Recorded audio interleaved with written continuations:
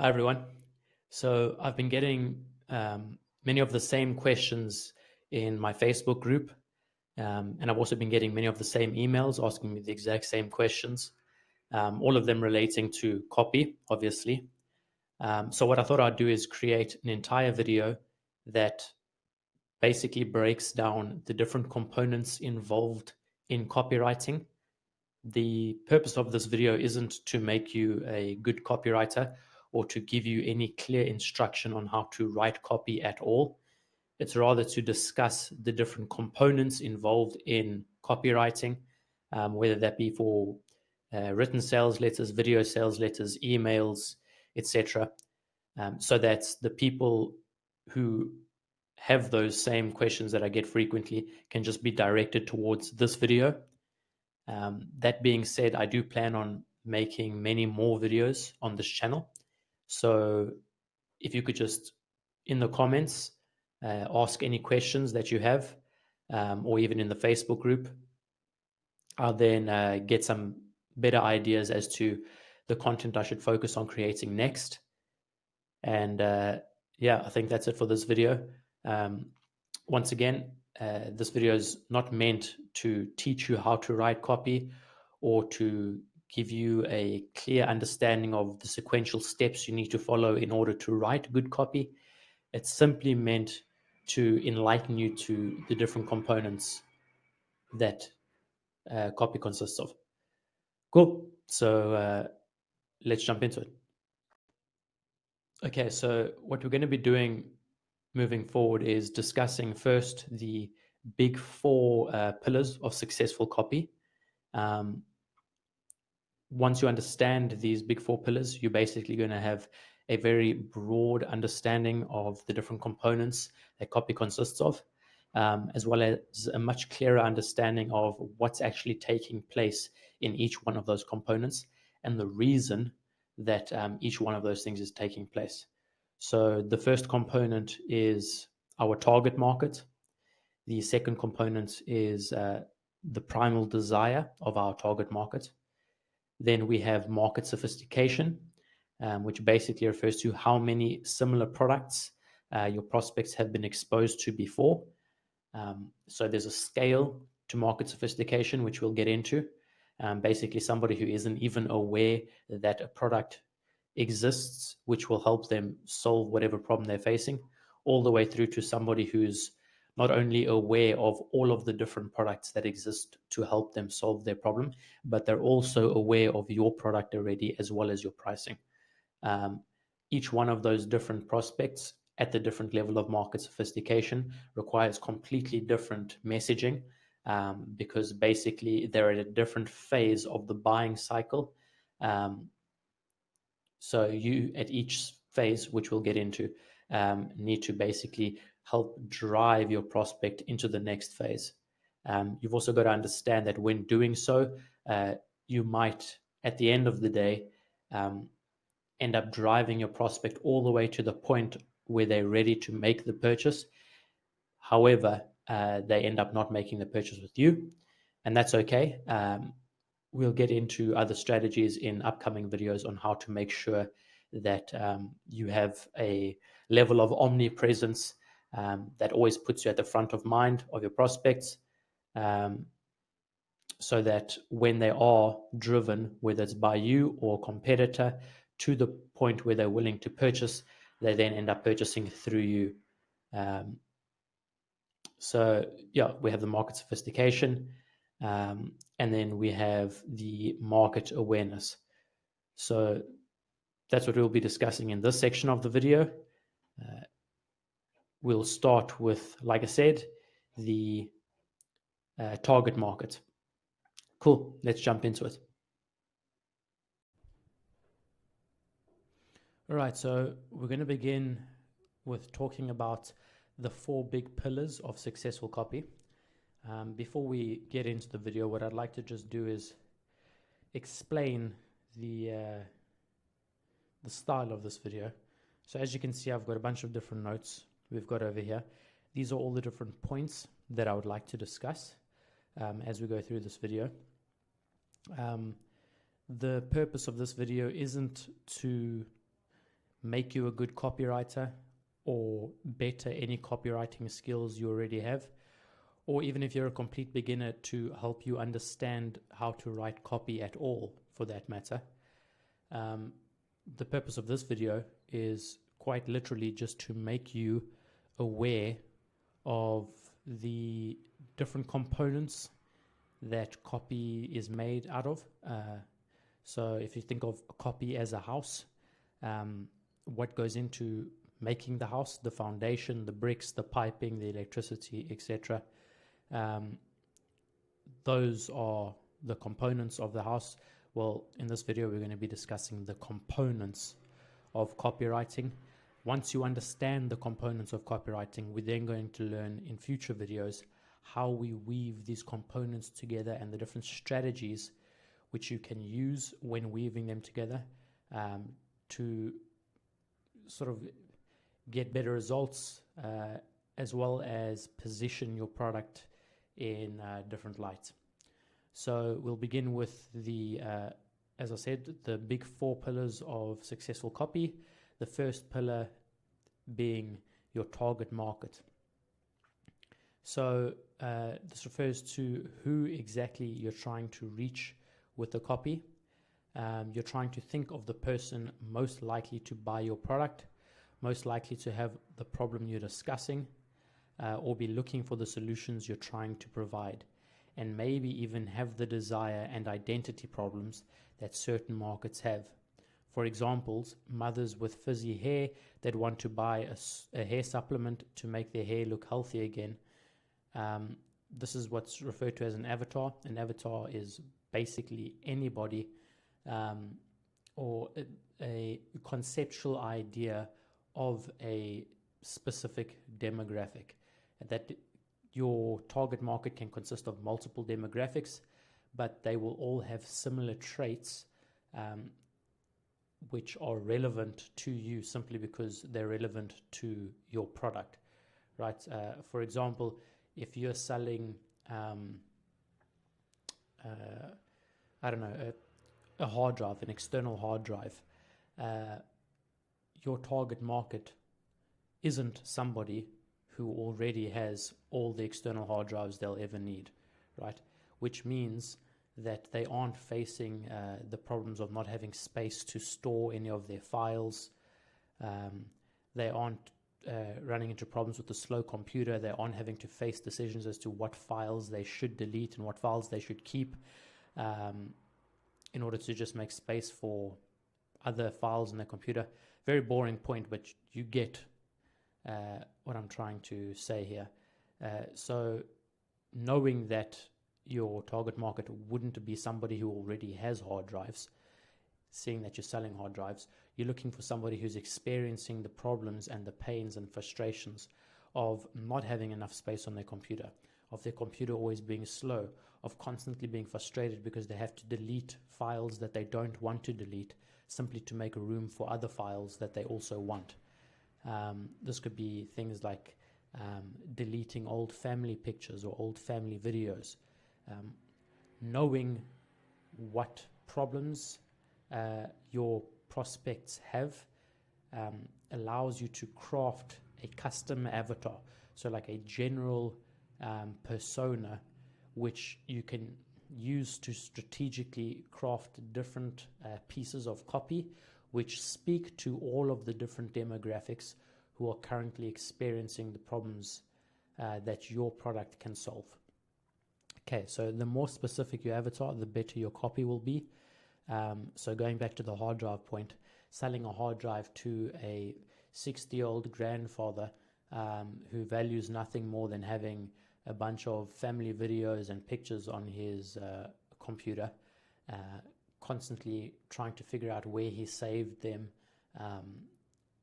what he should and shouldn't delete on his computer to make more space for his pictures. You would use completely different copy to tell him, basically, what if you never ever had to struggle to find your family pictures again? What if you never had to struggle to decide between deleting your old family pictures for new ones, or deleting important files for more family pictures?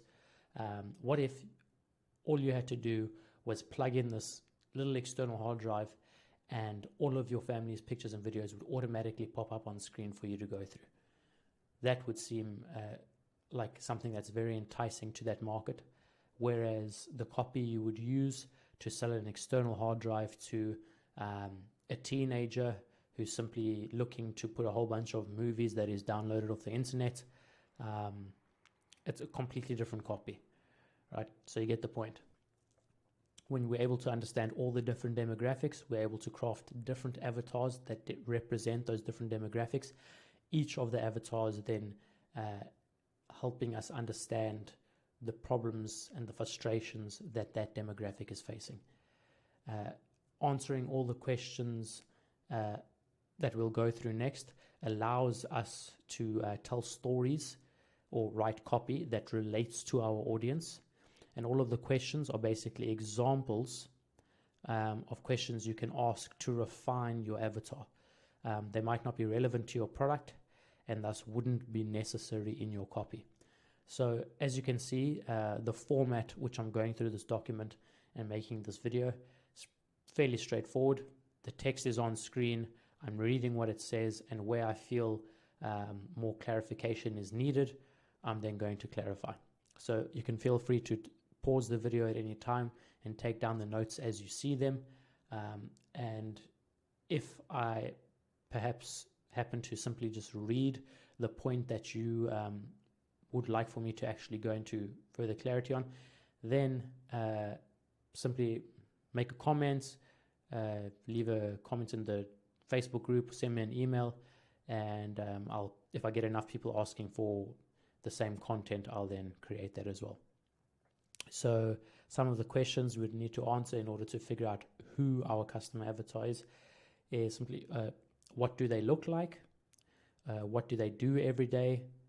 What do they read, watch, and listen to? Where do they live? What are their hobbies? So, for example, if we look at what do they look like, this isn't just superficial things like what is the color of their eyes, what's the color of their hair. Obviously, if that is important for your product, you obviously need to note it. But this is more generally, this is more specifically, points about their physical attributes. Are they overweight? Are they in shape? Are they fully mobile? Are they disabled in some sense? For example, they've lost the function of a leg. They aren't able to walk by themselves. You get the idea. Now, as I stated previously, if this isn't relevant to your product, you don't have to break it down as detailed as you could possibly do so. So I've seen many different courses online where people talk about customer avatars, and if they had it their way, they'd have you spending the next year of your life counting the hairs on your customers' heads just to say this person has 132,000 hairs. Like, how is that relevant? So don't do that. Simply think about what aspects your customers have that's relevant to your product, or more specifically, what problems are they facing that your product can solve, your product or service can solve. If it's completely unrelated to your product, or it's an aspect of their life that your product in no way influences, it's an absolute waste of time to focus on it. So don't. Okay, so let's get on to the next point, which is why. So why are you trying to reach them? Why do they want what they do? Why do they read, listen, and watch what they watch? Why do they live where they live? Why do they think they have the same problem that you think they have? Do they think that they have the same problem you think they have? If so, why? So to elaborate on this point, we'll learn about it in an upcoming video. I don't think I'll be talking about it in this video, but you basically get something called the stages of awareness, which refers to your customer's awareness level with regards to the problems that they face, as well as the solutions that are available to the problems. So that would be the market sophistication. But level of awareness, somebody could be living life completely unaware of the fact that they actually have a problem in their life. Everything could be perfect. Whereas another person might be fully aware of the fact that they have a problem and fully aware of the fact that there's solutions to their problem. So when we understand how our prospects view their problems and why they view them as problems, we're then able to craft copy that aligns with the views that they already have, and speaks from the perspective that they already hold, rather than having to convince them that they have a problem. And just a bit of advice, if you've not yet created a product, or you're choosing between writing copy for multiple clients but can't do the work for all of them at once, I highly suggest that you write copy for a product or service that's already proven to be in demand. Okay, there's absolutely no point in wasting time trying to create entire markets when there's enough people in the world already looking for solutions that you can offer them, right? You don't need to reinvent the wheel here. There's plenty of business models to get into that you can position that better than are currently being positioned by your competitors. So keep that in mind. Beliefs, what do they believe to be true? If their belief differs from yours, then make sure that you don't talk about your beliefs in the copy, rather remove yourself from the copy. Once again, going back to the point I made previously, you aren't looking to convince anybody of any problems. You're simply looking to find the people who already believe or already understand that they have problems, and then tell them you have the solution in a way that is the most congruent with their current perspective of reality. Okay, what do they disbelieve? What do they love? What do they hate? Who do they trust? Who do they not trust? Ask why on all of these for greater insight. So, for example, who do they trust? Well, why do they trust the people that they do? Right, that'll give you greater insight into the psychographics of your target market, because it'll sort of help you distill their perspectives all the way down to the values they hold. So it's something we'll be getting into later on, possibly in an upcoming video. But everything that everybody ever does is simply because there is a value gained, personal value gained by taking the action that they take. Nobody will ever take any action unless it somehow is of value to them. Even selfless actions, or seemingly selfless actions, could be broken down or distilled to a value that that person found significant enough that compelled them to take the action, right? So when you can ask why behind all of these questions, who do they hate? Why? What do they love? Why? What do they believe? Why? All of these things, the further down you go, are rooted in the values that your prospects hold. When you can understand somebody's values, and then better understand their perspectives of the world, at the same time understanding the problems that they're facing and where they'd like to go in life, you are able to craft copy that is so congruent with the way that they see the world, with the values that they hold, that when done correctly, you could basically get them to purchase the solution to their problem through your services or product, rather than that of any other competitor, which is ultimately the goal with copywriting. Make sales. Okay, so for the next couple sections here, I'm just going to quickly read through them rather than break them down, because I think it's fairly self-explanatory. If we get onto the desires, what do they like? What do they dislike? What are their goals?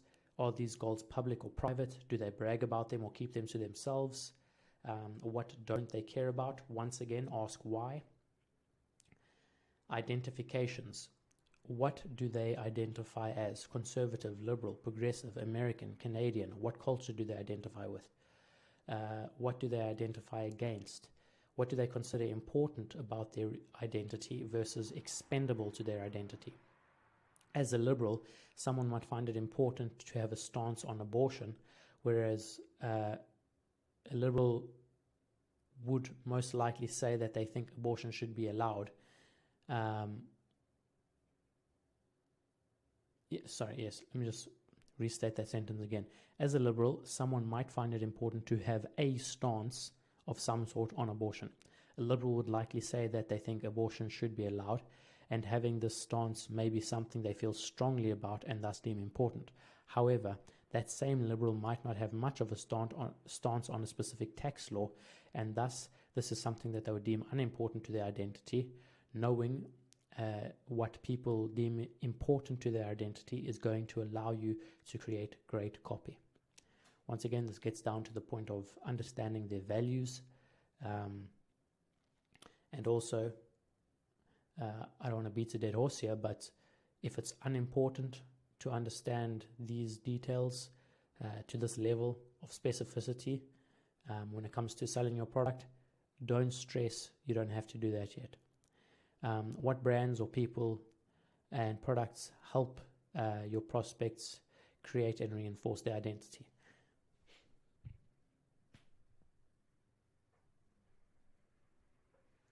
Demographics. These are less important than they used to be, but they serve as a purpose and can help you target and find your best customers and prospects online and in society. Most lists and segmentation occurs from demographics, so try to find out the demographic of your audience.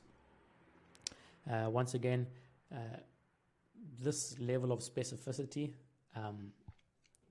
like if you had to answer all of these questions, you would be being unnecessarily specific with your avatar or target market research, in my opinion. Now, there are people that spend much longer than I do trying to figure out absolutely every single detail about their customer avatar. However, as they simply eventually just get to the point of making generalizations because the demographics of their target market is so complex and so diverse, I think it's stupid when you get to that point. That's why I say simply to focus on the aspects of your target market that are directly influenced by your product or service, and then understanding their values as it relates to your product or service, and the areas that your product or service can influence, simply because that's then going to be potential angles you can use when writing your copy. The reason that people do this is simply because they learned from old school direct marketers, which are undoubtedly the best to learn from. I feel like many copywriting courses these days are, it's like, let's say person A was in the 1950s literally the best copywriter ever. Now some dude in the year 2000 learned copy from him, right, by reading all of his books, by reading all of his articles, by listening to other great copywriters from that era. And these guys understand that these old school copywriters needed to get as specific as possible with their copy, simply because the way you reached your target audience back in the day was through direct mail. So they would have to literally craft an avatar that is as specific as they could possibly be, because they would then be mailing through, physically mailing through some form of copy, whether that's a pamphlet, whether it's a brochure, whether it's a newspaper, whether it's in a magazine, and it needed to call out directly to the prospect that they knew would be interested. So they needed to know as much detail as possible about the people that they were attempting to reach. Nowadays we have the internet. It costs hardly anything to put your copy in front of hundreds of thousands of people, in relation to what it used to cost these old school direct marketers. That being said, they really needed to focus on the specificity of there's their avatar's attributes and their target market attributes, simply so that they could nail their marketing the first time around. We have the luxury of not needing to be so specific the first time around. We can tweak our copy based on our analytics. But the point I'm trying to make here, in addition to that, is we have many copywriters these days who are learning from the new generation of copywriters. So these are the guys. So let's say, for example, the best copywriter lived in 1950. Now there's a guy in the year 2000 who's learned copy from this old school guy, and there's been 10 new copywriters who sequentially learned from the year 2000 guy. Then there was a guy in 2005 and somebody learned from him. So basically what's happening is we're just distilling the original copywriting framework, which is leading to a bunch of mediocre copywriters teaching copy that doesn't exactly move the needle forward. So simply because people are now saying, hey, get as much detail as you can, count all the hairs on your prospect's head, you don't need to do that anymore. It doesn't drive the needle forward as quickly as simply understanding the values that they hold and the points I've made previously. So let's move on quickly. The psychographics, all of the questions above help create a psychographic profile of your audience. There is no right way to do this, just a way to keep all the information contained in a way that makes it easier for you to work. Always create your own systems rather than using others, because we all work differently, and trying to learn someone else's system takes time that could be used for other things. So what to do if there's a brand new offer or product? If you're offering a brand new offer or a brand new product, you need to do competitor research, direct with people who sell a similar product to the same markets, and indirect with people who sell a different product to the same market. So you're trying to get information on your market itself, as well as what the competitors have done in order to engage with that market. So speak to people who have bought similar products in that market, or speak to people who sell a different product than yours to the same market that you're going to be targeting, right? So for example, if you're selling a weight loss product and it's the brand new weight loss product being pitched from an angle that nobody else has ever used, you want to find out, you want to speak to people who have bought weight loss products in the past. We'll get into methods of how to actually do this without having to speak directly to someone, in case you don't have access to do that at this point. And as well as getting information from people who've already tried to sell weight loss products to the weight loss market. Hyper niche. Niche is a term, niche is selling to bike enthusiasts. Hyper niche is selling to bike enthusiasts between ages 20 and 30 and live in Colorado. Once again, going back to the point of the direct marketing, these guys couldn't risk making a mistake with their copy. They needed to know that in spending the hundreds of thousands of dollars that they were going to do in publishing a campaign into magazines, into newspapers, into brochures, into direct mail pieces, all of that would need to work. So they made copy that spoke directly to somebody they knew would take action, right? If you're crafting a brand new, or if you crafting copy for a brand new product, or crafting a brand new offer for a product that's yet to be introduced to the market, you want to then do what the old direct marketers did, which is basically start off by writing copy that's very specific and less general.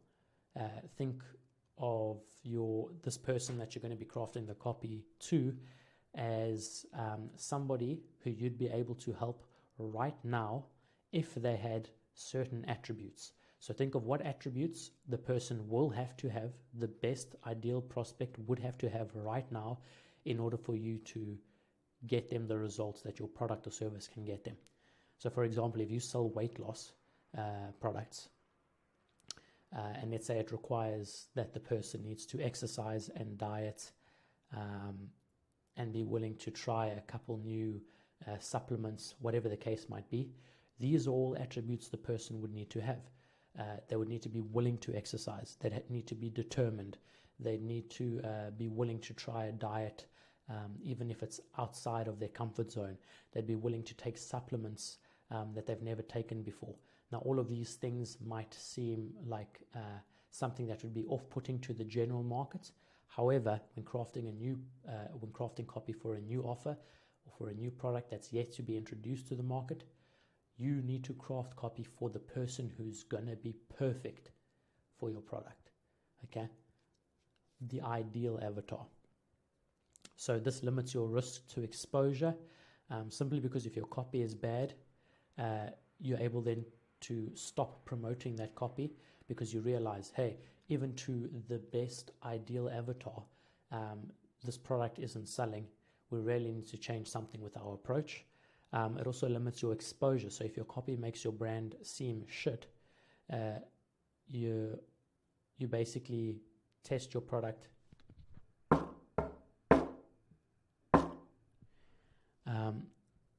You basically test your product and copy branding before the marketing to mass.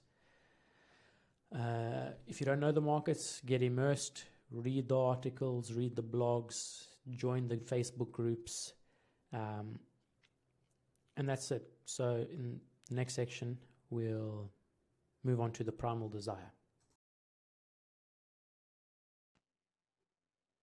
So we're now going to be discussing the Primal Desire.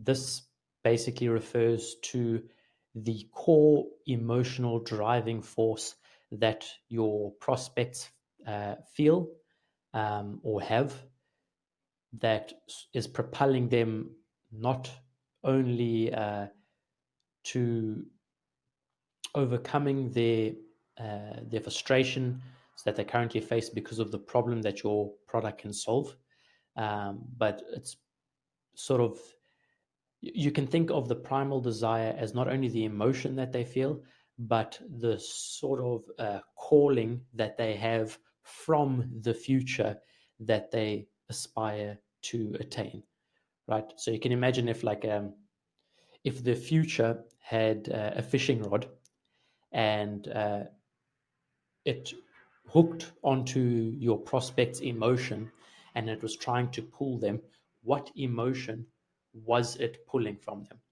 Was it anger? Was it greed, lust, pride? What is this emotional driving force or pulling that's got your prospect believing that they need to solve their problem? If you can write your copy understanding this primal desire, you can then speak with certainty to the emotions that your prospects feel, which help them understand that you actually understand their point of view, their perspective, what they're going through. So let's get into it. Okay, so now we're going to be talking about the primal desire. Basically, with primal desire, the idea is that your target markets, will be compelled to take action by a specific emotion. And I'm providing a sort of basic framework here of the 7 deadly sins, just to help give you some sort of scaffolding with which to navigate the concept. So the core primal desires. The primal desires, or primal meaning subconscious and unarticulated, and usually not admitted to. Most of the time, there is one primary primal desire that motivates your target audience to buy a product. However, there are also some less important secondary primal desires at play as well. And the primal desires, the 7 deadly sins, are greed, sloth, lust, pride, wrath, gluttony, and envy. Greed being the desire for more power, more money, more sex, etc. Something that your prospects don't have enough of right now and want more of. Sloth is the desire for ease. making it easy for people, making it not as difficult as it should be, giving them some sort of hack, secret, or trick. For these people, you want to make your solution seem as easy as possible, like it solves their problems for them without them having to do any work. Lust, desire for sex and love and affection.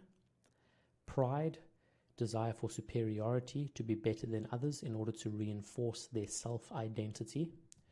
Wrath is the desire for revenge and vindication. This is justification based. In other words, there's a reason they want to get back at someone or something. Gluttony, this is the desire for consumption and comfort, movies, food, entertainment. And envy, this is the desire for better, because others are better than them, the desire to keep up with the other people around you. So when you're crafting your copy, you can already, I'm sure, see for yourselves, though I don't expect the beginners listening to this video to be very good at doing this yet. But basically, you can see how when you're making the argument, let's say, for example, you could make an argument from one of these points of view, right? The desire for more.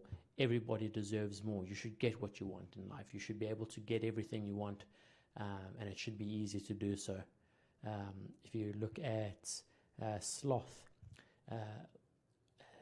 life is difficult, but it doesn't have to be. We can get X, Y, Z without the amount of effort that it takes, because we've got this secret sauce that's going to do it for you, right? So whenever you're making the argument, or rather positioning your product as the solution, there's different angles you can use. Having these primal desires, and using these 7 deadly sins as the basic scaffolding will give you a clearer idea of how that sort of emotional undertone that's carrying their desire works. So the 6 core needs of humanity, these all come from Tony Robbins. Number 1 is significance, which is being a significant human being whose life matters, and that you are not taken for granted. Variety, this is the idea that you have choices and options. Certainty, the idea that you have some sort of solid foundation, something you can always fall back on no matter what. Love and connection, feeling love and connection from and with other beings, and not feeling lonely and abandoned. Love and connection is then broken down into 2 different points here, which is growth. Growth and contribution are the 2 last. These are the 2 needs you focus on satisfying once you have satisfied the first 4 needs in a fulfilling, steady, positive way. And then contribution. Everyone already has the first 4 needs and is currently satisfying those needs somehow. However, they might be satisfying those needs in the wrong way. So they might be satisfying them with actions that only serve them in the short term rather than the long term.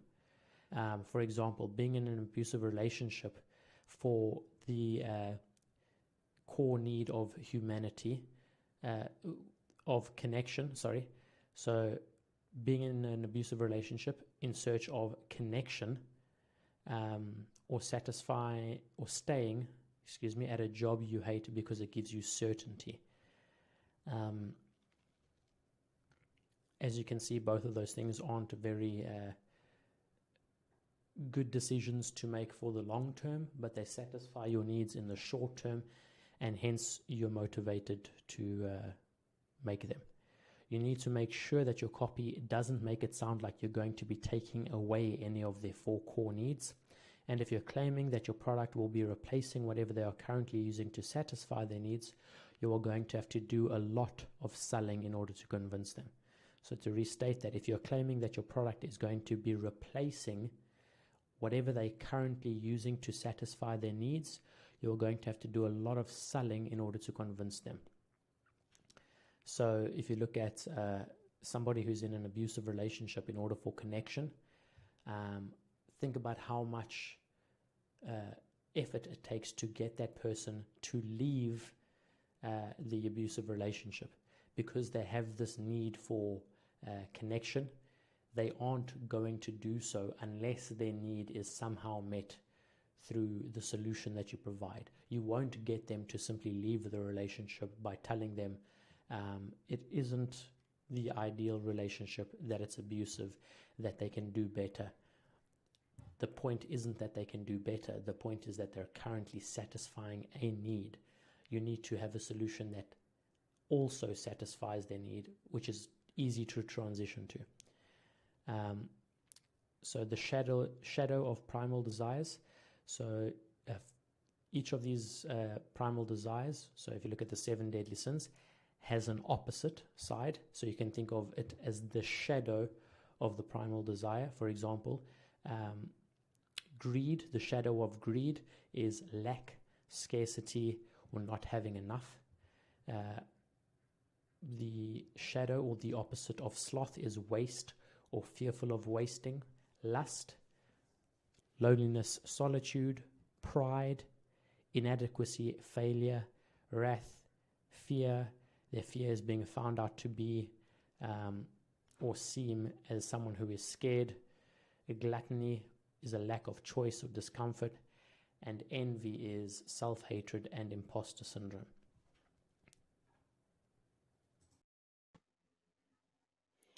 Cool. So now that we've discussed the target market, the primal desire, we're now going to be discussing the market sophistication. I know that in the intro to this video, I already sort of summarized what market sophistication is, but in case you've forgotten, I thought I'd just do it again now. So this, in essence, refers to how many similar products your prospect has already been exposed to, and how well they know the offerings of that product, as well as the price, the benefits that come with purchasing that product from you versus a competitor, etc. So as you'll see, there's 5 different levels of market sophistication. It takes your prospect all the way through from somebody who has absolutely no idea that they even have a problem, through to somebody who not only recognizes that they have a problem, but they're also aware of the fact that there's a solution to the problem. They're aware of you, your product or service, as a solution, as well as all of your competitors as a solution. And then they're also aware of the benefits that come from using your product or service versus your competitors' products or services in order to solve their problem, and the costs involved in doing so. Monetary costs, of course. So let's get into it and I'll explain things further. Okay, so we're now going to be talking about the market sophistication.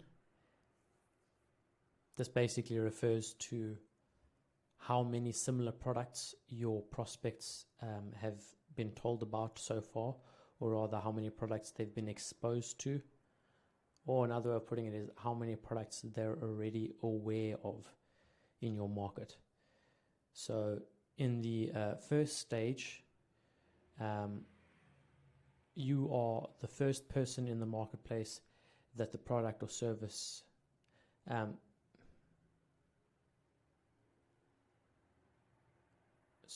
you are the first person in the marketplace that has the product or service that provides a solution to the prospect's problem.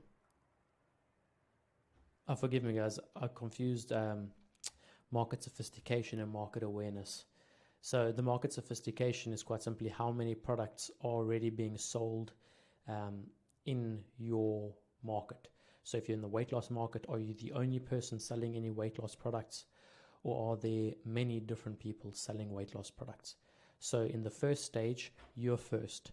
You're the first person in the marketplace that has a product or service that provides a solution to your prospect's problem. Because you're in the first stage, as you'll see with the second, third, fourth, and fifth stage, which we'll discuss later, for each of these different stages, you'll use a completely different approach. It's a completely different ball game when you're the only service provider in a market compared to when there's competitors compared to when there's competitors discounting each other plus throwing in other offers. So you'll start to see that as how that unfolds as we go through. So in the first stage, your primary objective is to attract the attention of your prospects or your target market and capture their interests. The hacks you can use are to apply a current product to a brand new market. This is something taught by Jay Abraham. You can reach the same market through a new medium, which is Snapchat,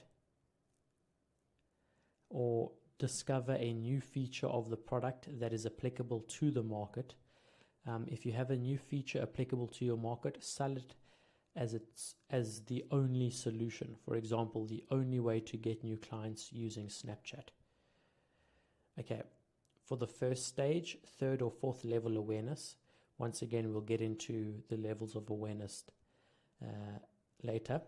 They don't have, your prospects don't know a product exists to solve their problem. They know a problem exists, but no solution. Or they know a desire exists, but not the problems involved with attaining those desires. For example, a gym owner wants to make more money, but doesn't know that in order to do that, they need more leads. You then say, hey, you would like more money with your gym. You'd like to make more money with your gym. Well, here's what you need, which is more leads. The best way to get more leads is with Facebook. And then you can then sell them a Facebook course or your Facebook services, for example.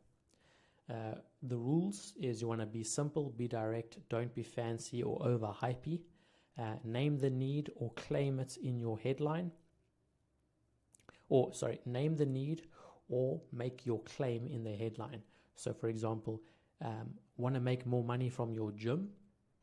Or you could say, this is the easiest way to make money from your gym, right? Just as an example.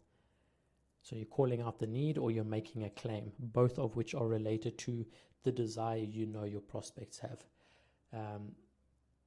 So for example, do you want to make more money or do you want to get more leads? I can help you get more leads with Facebook. I can help you make more money by getting you more leads. Expand the need or claim in the body copy. Explain the need or claim it in the body copy. So you guys get that stage. For the second stage of market sophistication, you have your primary objective, which is to steal your competitors' attention and interest. You need to be bigger, better, and faster than your competitors. For example, if your competition says, I will teach you how to get leads on Facebook using Facebook ads, then you can say, I will teach you how to get leads on Facebook using Facebook ads for less than $1 in 7 days, right? Just as an example. So you're claiming what your prospects claimed, plus you're making it even better than them. Note, do not be cheaper unless your entire business model is built upon it. If you look at Dollar Shave Club, for example, or Walmart, they're in the business of offering products that people are already purchasing for a lower price. So unless you have a business model that can carry that load, do not offer it for less money. Warning, this stage escalates quickly, so you want to prepare for the third stage early. So once you get into the second stage where there's lots of competitors all offering a product that solves the same problem within a market, they'll all start one-upping each other essentially. So you need to very quickly prepare to move into the third stage, which is the saturated market. When your market is saturated, your new primary objective is to create a new mechanism to achieve the original desire. For example, if the market is about how to get leads on Facebook and everyone is teaching how to do this using ads, you can then teach people how to get leads on Facebook without using Facebook ads, right? So there's a new mechanism. Same way of achieving the goal, the same medium is being used, but there's an entirely new mechanism at play. So there's a caveat here that you must the market must be built on constantly renewing desire, or is an unsolvable, unsatiable desire, or there's a constant, or constant and always needed. Refer to the core needs and primal desires to see if the niche is a fad or a trend. You basically want to guarantee that you only offer services or teach people skills that will help them satisfy their primal desires and core needs. If you offer a service that doesn't do this, it might be a waste of your time. Excuse me.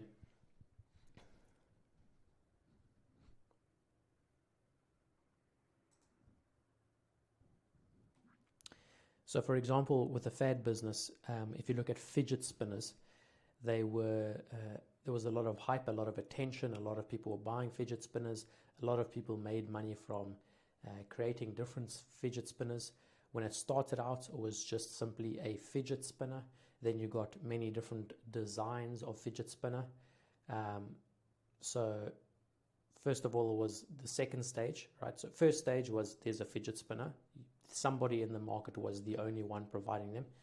The second stage was undoubtedly cheaper fidget spinners, better made, higher quality fidget spinners. Then in the third stage, people started making unique fidget spinners with unique designs. Some were made out of gold, for example. So no matter whether the markets, the market you're in is a fad business or not, so something that a fad is basically something that's got lots of excitement behind it, but it'll quickly die out when saturated. As you can see, that's what happened with the fidget spinner market. Nonetheless, it still went through these different stages. So you need to identify whether or not you're in a fad business or whether it's something that's got longevity to it, right? The trend is evergreen, constantly being reinvented. Use the 50-50 rule. If it was around 50 years ago, it'll likely be around in 50 years from now. If not, how will it transform? For example, weight loss, money, relationships, haircuts. These things will always be needed. The rule is the mechanism, then promise. Mechanism is how to get leads without paying for Facebook ads. The promise is I will teach you how to get 7 to 10 leads every week without paying for Facebook ads. The fourth stage is bigger and better mechanism. So it's the same as the second stage when you are taking your competitors' ideas and making them bigger and better, or enlarging the claims. Your primary objective here is be the better mousetrap. So be the better offering. You want to steal competitors' successful headlines or promise, and then enlarge it or expand upon it, make it better. Avoid cheaper, because cheaper is worse unless you can handle that, right? The cycle of third and fourth stage turnover until one of these three things happen. So basically, people are going to start one-upping each other. So somebody introduces a new mechanism, you copy the mechanism and make it better. They then copy your mechanism and make it better. And this is going to keep on going over and over until the market collapses, simply because demand disappears, or the market simply doesn't believe the claims now being made. For example, if you run a Facebook ad agency and you start saying, we'll get you 10 new clients per week in less than 24 hours after signing up with us, you won't have to pay us any money in order to manage your campaigns. In fact, we'll pay you $1,000 per month to manage your campaigns. That sounds completely unbelievable. Why is a marketing agency going to pay me money in order to manage my ads when they're promising to make my business more money? And that's the point where it gets to. So either the market collapses because everybody's desires have already been accounted for. Perhaps it collapses because it's a fad market, or it collapses simply because people stop believing the claims being made. Also, this could happen where big companies control the market through force, patents, lawyers, etc., or they've brought the price down so much because they've been able to scale their business to a point where they can offer high quality service that the market is looking for, whilst offering the same mechanisms and same claims as you, whilst offering all those things for a much lower cost than you are.